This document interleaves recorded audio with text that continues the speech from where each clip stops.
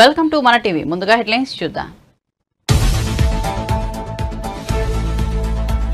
నేటి నుంచి సీఎం జగన్ ఎన్నికల ప్రచారం. మేమంతా సిద్ధం పేరిట బస్సు యాత్ర. ఇడుపులపాయలో వైఎస్ఆర్ ఘాట్ వద్ద నివాళులు. ఈ సాయంత్రం ప్రొద్దుటూరు సిద్ధం సభ.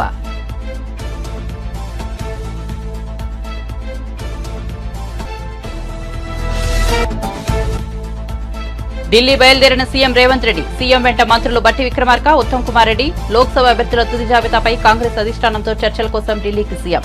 మిగిలిన 8 స్థానాలకు నేడు అభ్యర్థులను ప్రకటించే అవకాశం.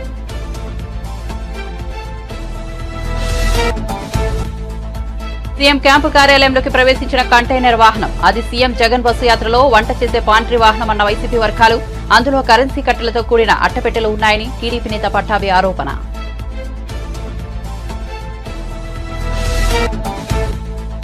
మల్కాజ్గిరిలో పోటీ చేద్దామంటే రేవంత్ రెడ్డి స్పందించడం లేదన్న కేటీఆర్. రేవంత్ రెడ్డి మోదీ మంచా లేక రాహుల్ గాంధీ మంచా అర్థం కావడం లేదని ఎద్దేవా. ఈటెల రాజేందర్ మంచి డైలాగ్స్ కొడతారు, నమ్మి ఓటు వేయవద్దని వ్యాఖ్య.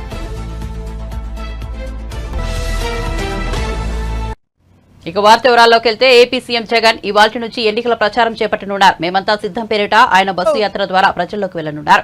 ఈ ఉదయం కడప జిల్లా ఇడుపులపై చేరుకున్న సీఎం జగన్ తన తండ్రి దివంగత వైఎస్ఆర్ ఘాట్ వద్ద నివాళులర్పించారు. ఈ సందర్భంగా సర్వమత ప్రార్థనల్లో పాల్గొన్నారు. హిందూ, ముస్లిం, క్రైస్తవ మత పెద్దల నుంచి ఆశీర్వాదం అందుకున్నారు. అనంతరం ఇడుపులపై నుంచి ఎన్నికల సమరశంఖం పూరించారు. వైఎస్ఆర్ ఘాట్ నుంచి జగన్ బస్సు ముందుకు కదిలేది. ఇవాళ కడప పార్లమెంట్ స్థానం పరిధిలో సీఎం జగన్ ఎన్నికల ప్రచార యాత్ర కొనసాగనుంది. వేంపల్లి, వియ్యన్పల్లి, ఎర్రగుంట్ల, ప్రొద్దుటూరు జంక్షన్, పొట్లదుట్టి మీదుగా మేమంతా సిద్ధం యాత్ర సాయంత్రానికి ప్రొద్దుటూరు చేరుకోనుంది. సాయంత్రం ప్రొద్దుటూరులో సిద్ధం సభ నిర్వహించనున్నారు.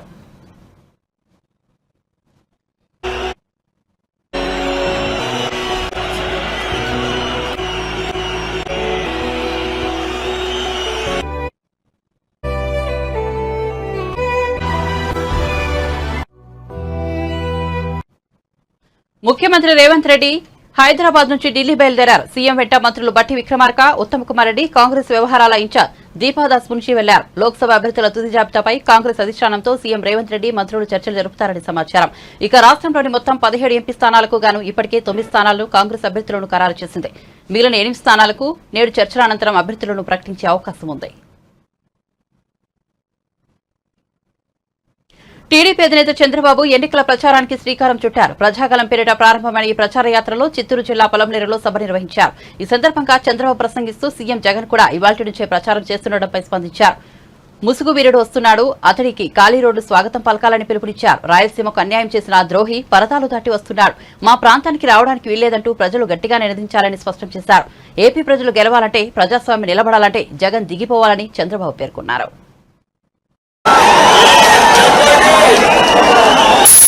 ప్రభుత్వ ఉద్యోగులు మీరు చెప్పండి,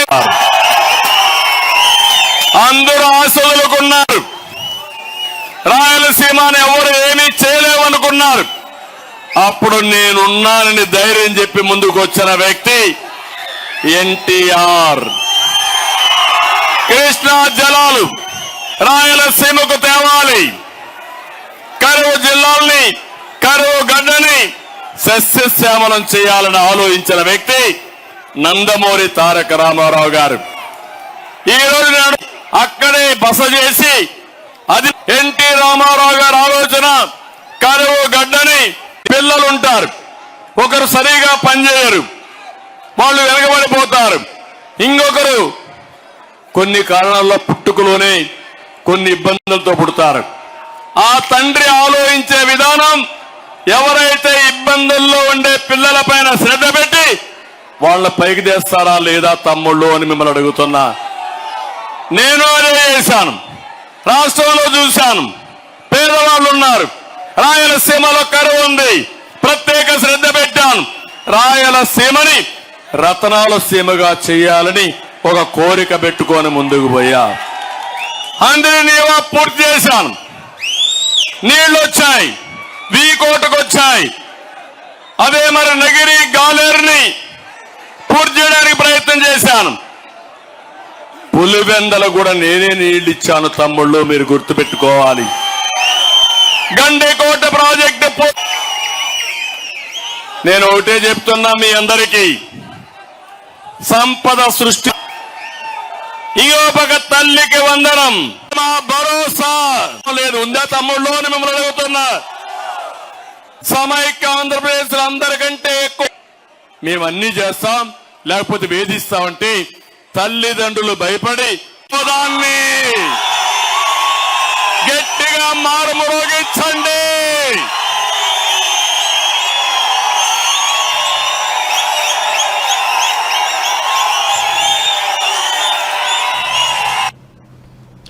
ఒంగోలు ఎంపీ మాగుంట శ్రీనివాసులు రెడ్డి జనసేన పార్టీ అధినేత పవన్ కళ్యాణ్ కలిశారు. ఇది మర్యాదపూర్వక భేటీ అని జనసేన పార్టీ వెల్లడించింది.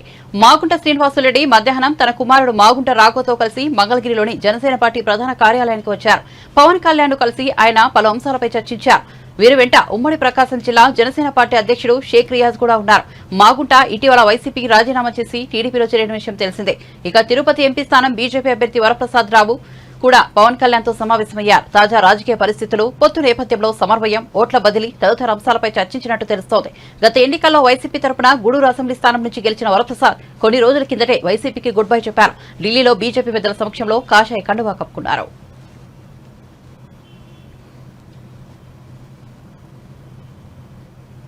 తాడేపల్లిలోని ముఖ్యమంత్రి క్యాంపు కార్యాలయంలోకి ఓ కంటైనర్ ప్రవేశించడం రాజకీయ దుమారం రేపుతోంది. దీనిపై విపక్షాలు సందేహాలు వ్యక్తం చేస్తుండగా ఆ కంటైనర్ వాహనం సీఎం జగన్ బస్సు యాత్రలో వంట చేసే పాంట్రీ వాహనమని వైసీపీ వివరణ ఇచ్చింది. ఈ అంశంపై టీడీపీ జాతీయ అధికార ప్రతినిధి కొమ్మారెడ్డి పట్టాభిరామ్ మీడియా సమావేశం ఏర్పాటు చేశారు. అది వంటల పాత్ర వాహనం అంటూ కవర్ చేసేందుకు ప్రయత్నిస్తున్నారని ఆరోపించారు. ఈ కంటైనర్ లో నిన్న తాడేపల్లి క్యాంప్ ఆఫీస్ కు వెళ్ళినటువంటి కంటైనర్ లో అట్టపెట్టెల నిండా నోట్ల కట్టలు ఫుల్ గా నింపి దానిని బయటికి పంపించారు.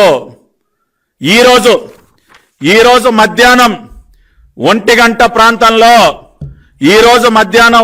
ప్రాంతంలో ఏపీ 16Z0363 వాహనం విజయవాడ బస్టాండ్ లో ఉన్నటువంటి ఎన్టీఆర్ అడ్మినిస్ట్రేటివ్ బ్లాక్ ఏపీఎస్ఆర్టీసీ కార్యాలయాలను ఉండేటటువంటి ఎన్టీఆర్ అడ్మినిస్ట్రేటివ్ బ్లాక్ ఆ బ్లాక్ ముందు ఆగింది.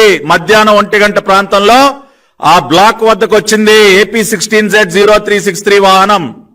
ఏ వాహనం అయితే నిన్న తాడేపల్లి ప్యాలెస్ లోకి వెళ్లి బయటకు వచ్చిందో ఆ వాహనం ఇవాళ మధ్యాహ్నం 1 గంట ప్రాంతంలో Vijayawada bus stand NTR administrative block బయట ఆగింది.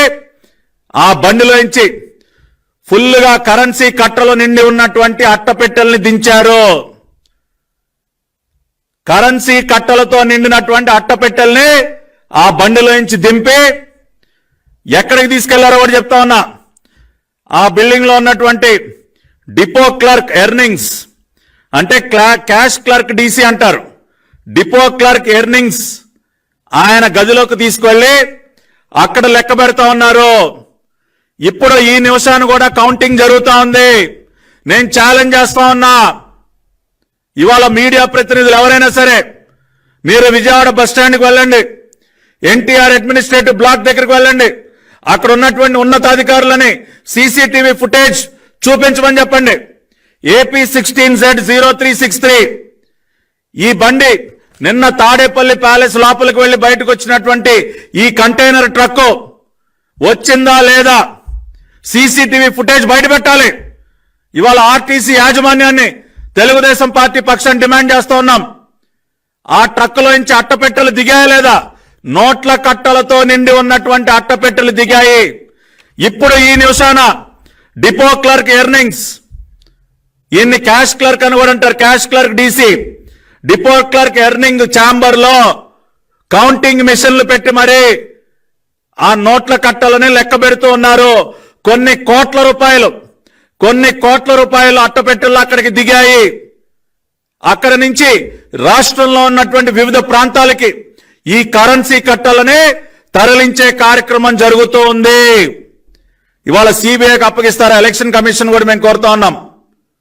ఇమ్మీడియట్ గా మీ టీమ్స్ ని పంపించండి, ఏపీఎస్ఆర్టీసీ విజయవాడ హెడ్ క్వార్టర్స్ కు పంపించండి. అక్కడ ఏం జరుగుతోందో చూడండి, మొత్తం ఫ్యాక్ట్స్ అన్ని బయటకు తీయండి. తీసి ఒక సెంట్రల్ ఇన్వెస్టిగేటివ్ ఏజెన్సీకి ఈ వ్యవహారానంతా కూడా అప్పచెప్పండి. అసలు ముఖ్యమంత్రి ఇంట్లో నుంచి నోట్ల కట్టలు రావటం ఏంటండి? కంటైనర్లు సీఎం జగన్ క్యాంప్ ఆఫీస్ లో ప్రవేశించిన కంటైనర్ వాహనం ప్రభుత్వ శాఖలకు ఫర్నిచర్ తీసుకొచ్చిందని వైవీ సుబ్బారెడ్డి చెప్పగా వైసీపీ తన సోషల్ మీడియా ఖాతాలో మరో రకంగా వివరణించింది. సీఎం జగన్ బస్సు యాత్ర సందర్భంగా దారిలో ఆహారం తయారు చేసే పాంట్రీ వాహనం అని వెల్లడించింది. ఆ పాంట్రీ వాహనం తాడేపల్లిలోని సీఎం క్యాంపు కార్యాలయానికి వస్తే ఆ వాహనంపై రామోజీ పచ్చి మీడియాలో దుష్ప్రచారం చేస్తున్నారని పేర్కొంది. అంతేకాదు వైసీపీ ఓ వీడియో కూడా పంచుకుంది. ఆ కంటైనర్ వాహనంలో ఏముందో కూడా వీడియోలో చూపించారు.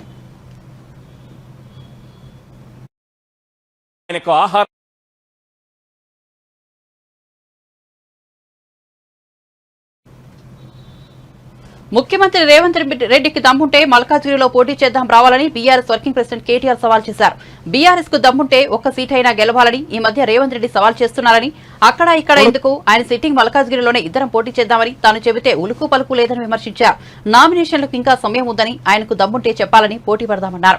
ఆయనకు నరుకుడు ఉరుకుడు తప్ప ఏది చేతకాదని ఎద్దేవా చేశారు. బుధవారం ఆయన మీడియాతో మాట్లాడుతూ గ్రామాలలో కాంగ్రెస్ ప్రభుత్వాన్ని రైతులు తిట్టుకుంటున్నారన్నారు. కాంగ్రెస్ అధికారంలోకి వచ్చిన తర్వాత తెలంగాణలో ఒక్క వర్గం కూడా సంతోషంగా లేదన్నారు. అసలు రేవంత్ రెడ్డి మోదీ మనిషా లేక రాహుల్ గాంధీ మనిషా అర్థం కావడం లేదని ఎద్దేవా చేశారు. రేవంత్ రెడ్డికి వేసే ప్రతి ఓటు మోదీకి వేసినట్లే అవుతుందన్నారు. లోక్సభ ఎన్నికల తర్వాత ఆయన బీజేపీలో చేరడం ఖాయమని జోషిం చెప్పారు. ఇంకొక మాట కూడా నేను మీకు విజ్ఞప్తి చేస్తాను. ఒక్క వర్గం సంతోష తెలివి లేదు. అందుకే నేను అనేది 100 రోజుల అబద్ధం రేవంత్ రెడ్డి పాలన. ఒకటి కాదు, ఏ పని కూడా ఇప్పటి వరకు చేయలేదు రేవంత్ రెడ్డి గారి ప్రభుత్వం. నేను మిమ్మల్ని మనస్ఫూర్తిగా కోరేది, మనస్ఫూర్తిగా ప్రార్థించేది, రైతుల్లో ఆల్రెడీ చర్చ చాలైంది. రైతుల్లో ఆల్రెడీ మంట ఉన్నది. అటు ఆటో డ్రైవర్లు వాళ్ళు మంట మీదే ఉన్నారు, వాళ్ళు కూడా కోపంగా ఉన్నారు. ఇటు యువకులు మా తమ్ముళ్ళు వాళ్ళు కూడా కేసీఆర్ ఇచ్చిన ఉద్యోగాలను 30,000 ఉద్యోగాలు కేసీఆర్ ఇచ్చిన ఉద్యోగాలకు కాగితాలు ఇచ్చి బురిడి కొట్టించి నేనిచ్చిన ఉద్యోగాలని చెప్పుకుంటున్నాడు, మోసం చేస్తున్నాడు అని చెప్పి విద్యార్థులు ఆగ్రహంగా ఉన్నారు.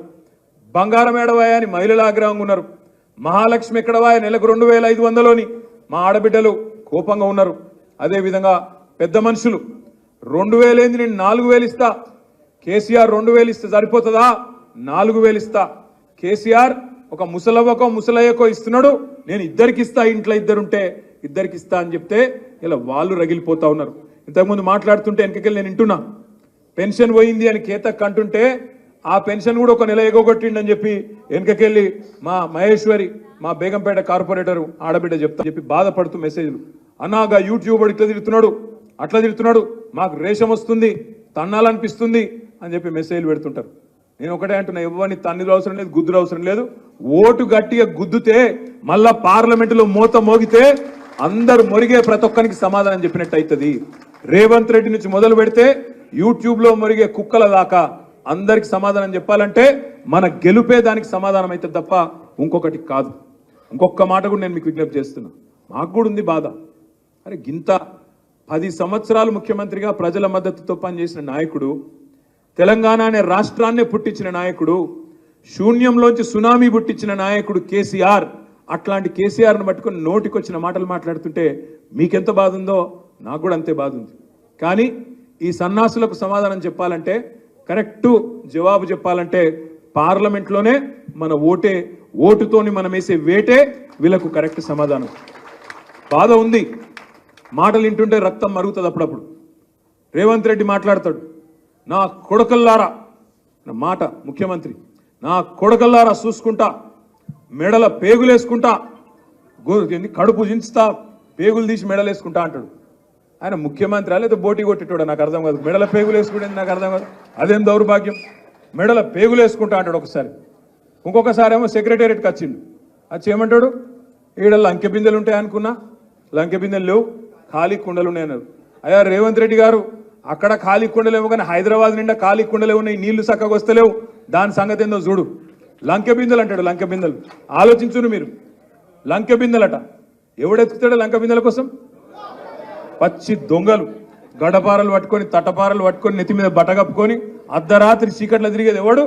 దొంగలు. పాడువాడ గుడ్ల చుట్టూ, పాడువాడ గడిల చుట్టూ తిరిగేది దొంగలు. ఏపీ ఎన్నికల్లో జనసేన, టీడీపీ, బీజేపీ పార్టీలు కూటమిగా పోటీ చేస్తున్న సంగతి తెలిసిందే.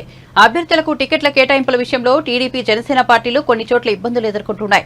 టికెట్ దక్కని ఆశావాహులు సొంత పార్టీపై విమర్శలు ఎక్కుపెట్టడానికి ఏమాత్రం వెనుకాడడం లేదు.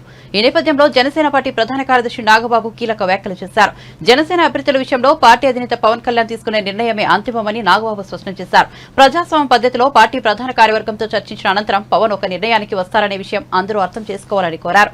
అధ్యక్షులు ఒకసారి నిర్ణయం తీసుకున్న తర్వాత అందుకు విరుద్ధంగా బహిరంగ వేదికలు, మీడియా, సామాజిక మాధ్యమాలలో మాట్లాడితే ఇది పార్టీ వ్యతిరేక చర్యగా పరిగణించబడుతుందని చెప్పారు. ఇటువంటి అంశాలపై పార్టీ కాన్ఫ్లిక్ట్ మేనేజ్మెంట్ విభాగం బాధ్యులతో చర్చిస్తుందని, సంబంధిత వ్యక్తులపై క్రమశిక్షణ చర్యలు తీసుకుంటామని హెచ్చరించారు.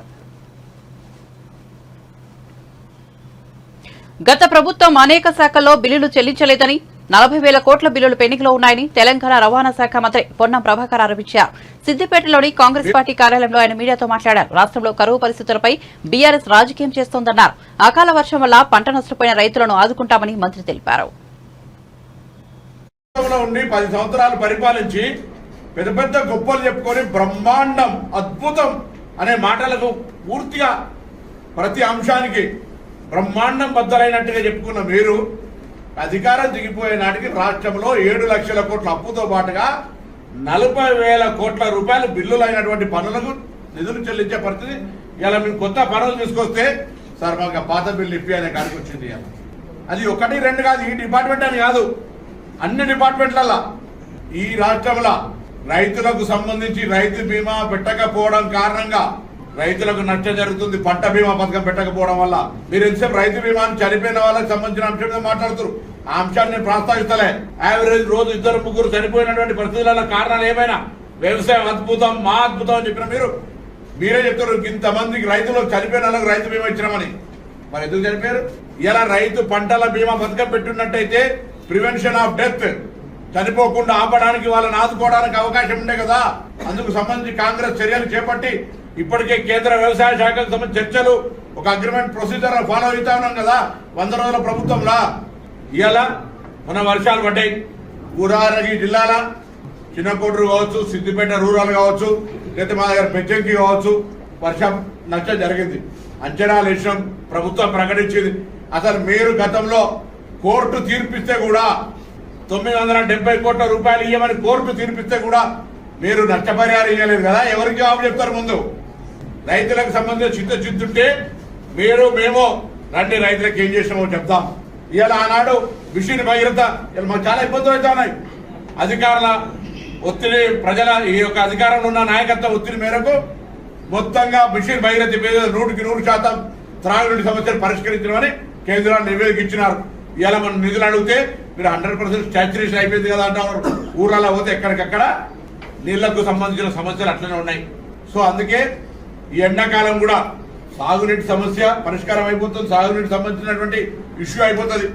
దాని తర్వాత డ్రింకింగ్ వాటర్ కూడా ఎక్కడ ఇబ్బంది లేకుండా అన్ని ప్రాజెక్టులలో మినిమం డ్రింకింగ్ వాటర్కి సంబంధించినటువంటి ఏదైతే ఉందో దాన్ని జాగ్రత్తగా కాపాడి మేనేజ్మెంట్ చేసి ప్రభుత్వం రోజు నిరంతరంగా డైలీ ఆర్డబ్ల్యూఎస్ శాఖ, ఇరిగేషన్ శాఖ, రాష్ట్ర ప్రభుత్వం తరఫున అటు మున్సిపల్ అడ్మినిస్ట్రేషన్ కావచ్చు, పంచాయతీరాజ్ వ్యవస్థ అందరూ కూడా కలిసి రోజుగా ప్రభుత్వంలో ఎన్నికల కోడ్ ఉన్నప్పటికీ కూడా చీఫ్ సెక్రటరీ గారి ఆధ్వర్యంలో ఈ కార్యక్రమాన్ని ఎటువంటి ఇబ్బంది రాదు, ఎన్ని పైసలు అయినా మంచిది అనేటువంటి ఆదేశాలు మా ప్రభుత్వం ఇచ్చింది. వాస్తవిక పరిస్థితులలో నీటి యొక్క లభ్యత, వర్షం పోయిన సంవత్సరం 23లో టీఆర్ఎస్ అధికారంలో ఉన్ననాడే నేను రాజకీయం మాట్లాడాలంటే మీకు వల్ల ప్రభుత్వం దిగిపోతూ కరువునిచ్చిపోయారని చెప్పి నేను అనాలి. కానీ ఇది ప్రకృతి, నాకు కనీస జ్ఞానం ఉంది. ప్రకృతికి ఎవడు కారణం కాదు, అది నేచర్. కాంగ్రెస్ రాగానే కరువు తెచ్చిందని చెప్పి మూర్ఖులకు ఈ విషయాన్ని అర్థం చేసే ప్రయత్నం చేస్తా ఉన్నా. ఎవరైతే మా యొక్క ప్రభుత్వ శాఖలన్నీ అటు రైతాంగానికి కావచ్చు, ఇటు త్రాగునీటి సమస్య కావచ్చు పరిష్కరించడానికి యుద్ధ ప్రాతిపాదికన పనిచేయడానికి, రెస్పాండ్ కావడానికి సిద్ధంగా ఉన్నాం. రైతాంగానికి నష్టపరిహారానికి సంబంధించిన లెక్కలేసినాం. వాటన్నింటికి సంబంధించి ప్రభుత్వం ఇప్పటికీ ఒక ప్రకటన చేసింది. ఆ ప్రక్రియ కొనసాగుతోంది. రైతులను ఆదుకునే ప్రభుత్వం కాంగ్రెస్ ప్రభుత్వం. మరొకసారి చెప్తా ఉన్నా, తప్పకుండా మీరు అన్న మాట ప్రకారంగా డబుల్ బెడ్రూమ్ ఇల్లు కట్టిన ఇళ్లలో మీరు ఓట్లాడుకోండి, ఇందిరమ్మ కట్టిన ఊర్లలో మేము ఓట్లాడుగుతాం, రైతు బంధు ఇచ్చిన వాళ్ళని మేము ఓట్లాడుతాం, ఇయ్యాలన్నారు, మీరు అట్లాడుకోరు. ఇంత ఛాలెంజ్ చేస్తారు. మీరు ప్రభుత్వంలో ఉండి 10 సంవత్సరాలు పరిపాలించి పెద్ద పెద్ద గొప్పలు చెప్పుకొని బ్రహ్మాండం అద్భుతం అనే మాటలకు పూర్తిగా ప్రతి అంశానికి బ్రహ్మాండం బద్దలైనట్టుగా చెప్పుకున్న మీరు అధికారం దిగిపోయే నాటికి రాష్ట్రంలో 7 లక్షల కోట్ల అప్పుతో పాటుగా 40,000 కోట్ల రూపాయలు బిల్లులైనటువంటి పనులకు నిధులు చెల్లించే ఫోన్ ట్యాపింగ్ తో సినీ పరిశ్రమ రియల్ ఎస్టేట్ వ్యాపారులను బ్లాక్మెయిల్ చేశారని, ఈ వ్యవహారంలో నిష్పక్షపాత విచారణ జరగాలని మెదక్ బీజేపీ లోక్సభ అభ్యర్థి రఘునందన్ రావు డీజీపీని కోరారు. ఆయన బుధవారం ఫోన్ ట్యాపింగ్ వ్యవహారంపై డీజీపీకి ఫిర్యాదు చేశారు. అనంతరం మీడియాతో మాట్లాడుతూ నిష్పక్షపాతంగా విచారణ జరగాలని తాము కోరినట్లు చెప్పారు. తెలంగాణ ఉద్యమకారుల ఫోన్లను కూడా ట్యాప్ చేశారని మండిపడ్డారు. ఈ కేసులో నిందితులను రిమాండ్కు పంపించాలన్నారు. ఒక్కో ఫిర్యాదుపై ఒక్కో కేసును నమోదు చేయాలని కోరారు. అన్ని టీవీ ఛానల్లో కూడా వార్తలు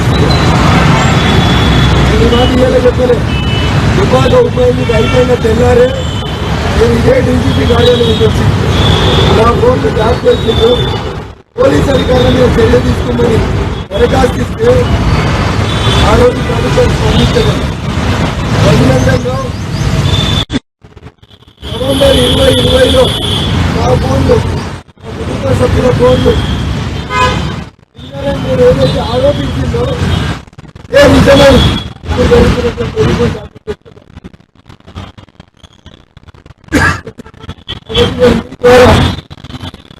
రాష్ట్ర ముఖ్యమంత్రి గారికి తెలంగాణ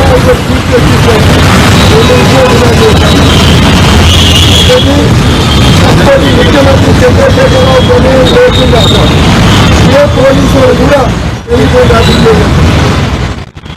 అప్పుడు దుబ్బాక ఉప ఎన్నికల్లో మన దుబ్బాకకి ఇన్ఛార్జిగా పనిచేస్తుంటే హరీష్ రావు అనేటువంటి మంత్రి. ఈ కేసులో మొదటి ఏం కావాలంటే చంద్రశేఖరరావు మొదటి ముద్దాయి, హరీష్ రావు రెండో ముద్దాయి, మూడో ముద్దాయి అక్కడ జిల్లా కలెక్టర్ వెంకటరామరెడ్డి మూడో ముద్దాయిగా చేసుకోవాలి. ఈరోజు రాష్ట్ర డీజీపీ గారికి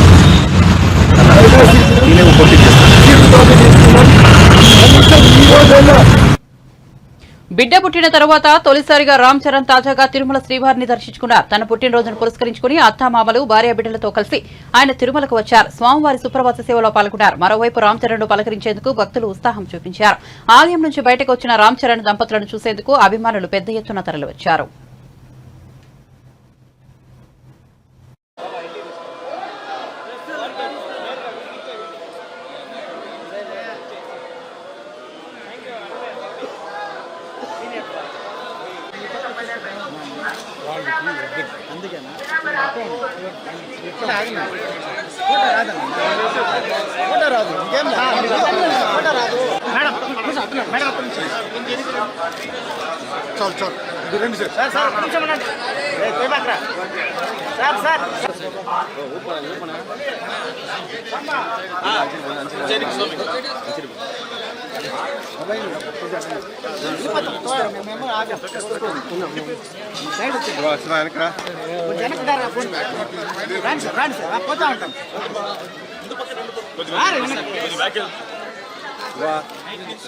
శివ మీరు అడ్డొచ్చేస్తున్నారు శివ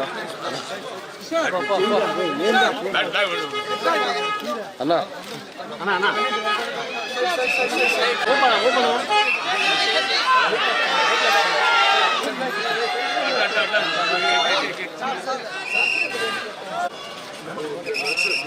ఓకే సార్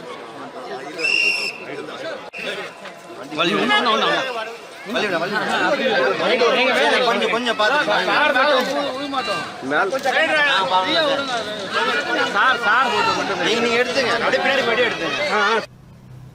కాంగ్రెస్ పార్టీపై మాజీ మంత్రి మేడ్చల్ ఎమ్మెల్యే మల్లారెడ్డి మరోసారి విమర్శలతో మండిపడ్డారు. బుధవారం ఆయన మల్కాజ్గిరి పార్లమెంట్ నియోజకవర్గం ముఖ్య నేతల సమావేశంలో పాల్గొన్నారు. ఈ సందర్భంగా మాట్లాడుతూ బీజేపీ కాంగ్రెస్ పార్టీలు లోక్సభ ఎన్నికల్లో గెలుస్తామని చెప్పుకుంటున్నాయని, కానీ తెలంగాణకు వారు చేసింది ఏమిటో చెప్పాలని నిలదీశారు. 2 జాతీయ పార్టీలకు తెలంగాణ ప్రజలను ఓట్లు అడిగే హక్కు లేదన్నారు. ఆ పార్టీల నేతలు ఏ మోహం పెట్టుకుని ఓట్లు అడుగుతారో చెప్పాలన్నారు.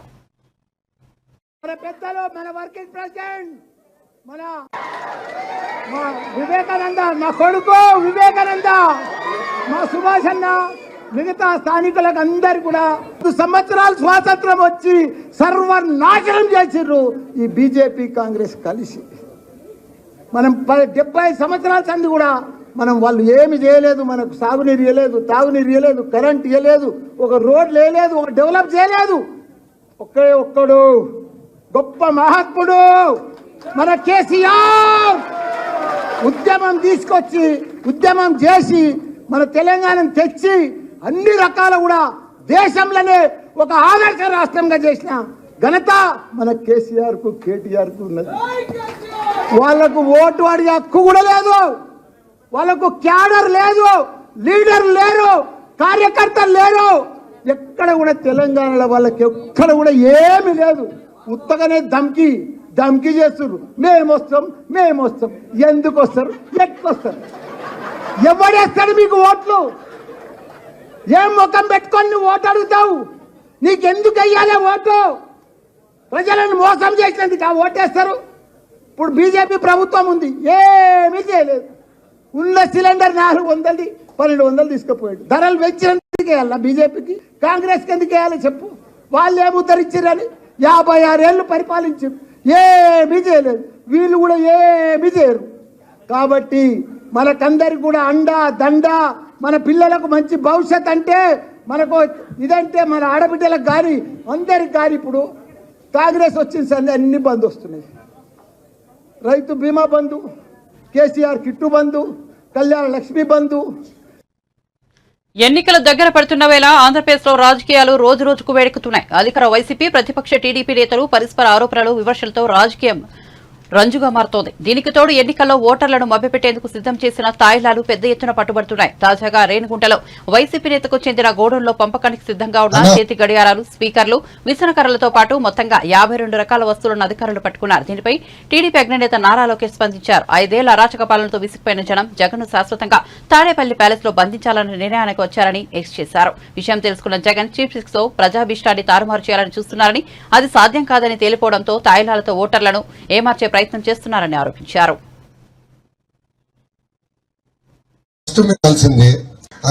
మీకు వీడియో పెడతా. ఇప్పుడు నెల్లూరు ఎంపీగా నిలబడుతున్నారు విజయసాయి రెడ్డి గారిని, పిల్లిగడ్డం. ఆయన జగన్ కేసులో మొత్తం A2. ఆయన ఏంటంటే రాజ్యసభలో మాట్లాడుతూ సంపూర్ణ మద్దతు మేము తెలుపుతున్నాం అని చెప్పాడు. అంటే ఆనాడు తెలీదా వాళ్ళకి? ఆనాడు డౌట్ ఉంటే ఎందుకు ఓటేశారు, ఇప్పుడు ఎందుకు దుష్ప్రచారం చేస్తున్నారు? నేను సభాముఖంగా అడుగుతున్నా, ఎవరు చెప్పారండి మైనార్టీ సోదరులు భారతదేశం వదిలి వెళ్ళిపోవాల్సిన పరిస్థితి వస్తుందని? ఎవరు చెప్పారండి? ఏ పేపర్ చెప్పింది? సాక్షి పేపర్ చదివితే ఆరోగ్యానికి హానికరం అన్నా? సాక్షి పేపర్ చదివితే ఆరోగ్యానికి హానికరం, సాక్షి టీవీ చూస్తే మన గుండెపోటు వస్తుంది. దయచేసి రెండు చూడదు, అది ఫేక్ న్యూస్. ఎవరు చెప్పలా. బులెటిన్ ముగించే ముందు హెడ్లైన్స్ మరోసారి చూద్దాం.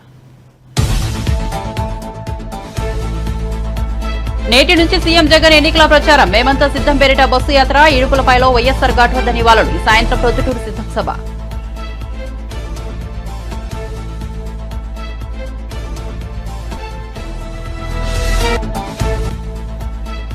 ఢిల్లీ బయలుదేరిన సీఎం రేవంత్ రెడ్డి. సీఎం వెంట మంత్రులు బట్టి విక్రమార్క, ఉత్తమ్ కుమార్ రెడ్డి. లోక్సభ అభ్యర్థుల తుది జాబితాపై కాంగ్రెస్ అధిష్టానంతో చర్చల కోసం ఢిల్లీకి సీఎం.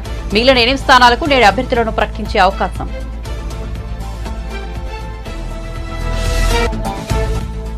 సీఎం క్యాంపు కార్యాలయంలోకి ప్రవేశించిన కంటైనర్ వాహనం. అది సీఎం జగన్ బస్సు యాత్రలో వంట చేసే పాంట్రీ వాహనం అన్న వైసీపీ వర్గాలు. అందులో కరెన్సీ కట్టెలతో కూడిన అట్టపెట్టెలు ఉన్నాయని టీడీపీ నేత పట్టాభి ఆరోపణ.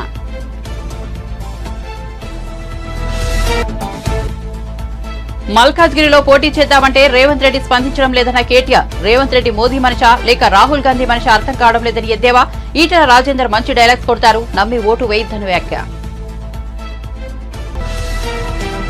మరిన్ని అప్డేట్స్ కోసం చూస్తూనే ఉండండి మన టీవీ.